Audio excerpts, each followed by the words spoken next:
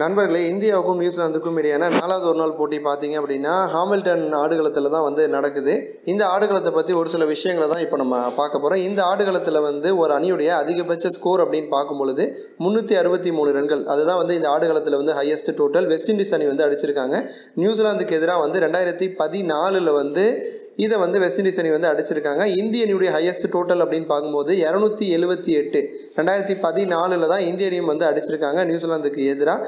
அதே மாதிரி இந்த ஆடுகளத்தில் இந்தியா வெர்சஸ் நியூசிலாந்து 2 அணிகளும் இது வரைக்கும் 5 முறை மோதிருக்காங்க ஒரு நாள் போட்டியில். அதில் 4 முறை நியூசிலாந்து அணி தான் ஜெயிச்சிருக்காங்க. ஒரு முறை மட்டும்தான் இந்திய அணி ஜெயிச்சிருக்காங்க. இந்த ஆடுகளத்தில் இந்திய வீரர் ஒருத்தருடைய அதிகபட்ச ஸ்கோர் அப்படின்னு பார்க்கும்போது 125 ரன் நாட் அவுட். அது யார் அடித்தது அப்படின்னு பார்த்தீங்கன்னா இந்தியனுடைய முன்னாள் அதிரடி வீரரான வீரேந்தர் சேவாக் தான் அடித்தார். 2009 அடித்தார். மற்றபடி எந்த வீரருமே அதிக ரன்கள் அடித்தது கிடையாது. 4வது ஒரு நாள் போட்டியில் இந்திய அணி அவங்களுடைய பழைய சாதனையை முறியடிப்பாங்களா அப்படிங்கிற ஒரு எதிர்பார்ப்பு உருவாயிருக்கு. பழைய சாதனை 278 தான் டோட்டல். அதை ஹிட்மேன் தலைமையிலான இந்திய அணி எதிர்பார்க்குறாங்க.